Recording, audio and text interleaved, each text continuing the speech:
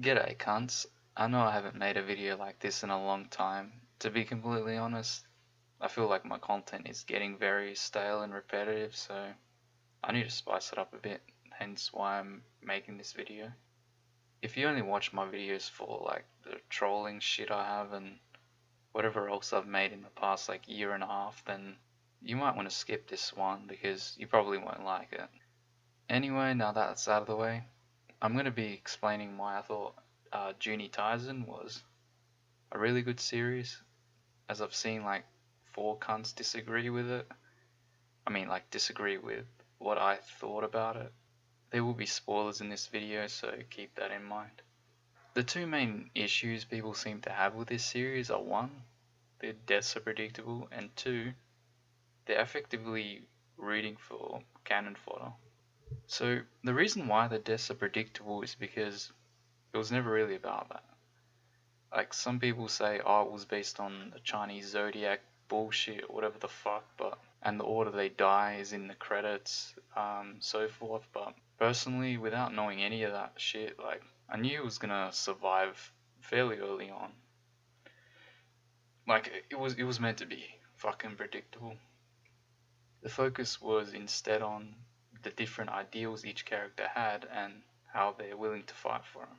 Each character that let their ambitions, emotions, or simply overconfidence get in the way ended up getting fucked. Like, that's just how it was. The only character that didn't basically survived. The characters were given a backstory before being killed off, their ideals portrayed through each flashback, and they died in a manner that reflected them.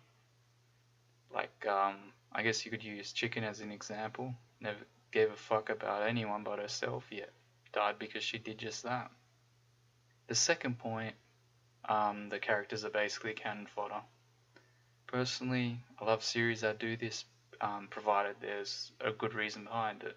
Some good examples from the top of my head would be Shiki to an extent and The Hateful Eight, because it focuses on the manner in which they die and what they did or achieved before their deaths. It focuses on building a story around many characters with opposing views rather than a select few with similar views, if that makes any fucking sense. One of the main themes I got from it was that in any story or perspective, there's always a bigger picture.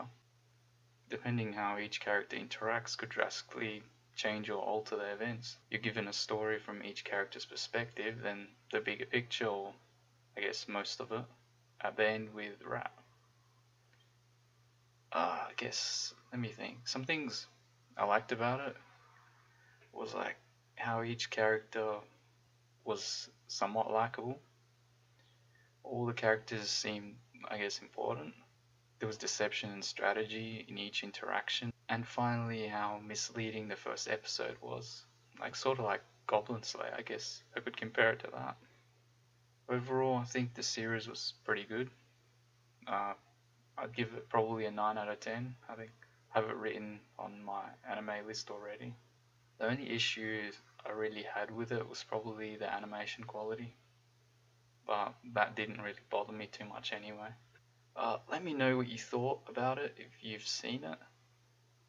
And as usual, leave your death threats and hate comments below and I'll be sure to check them out.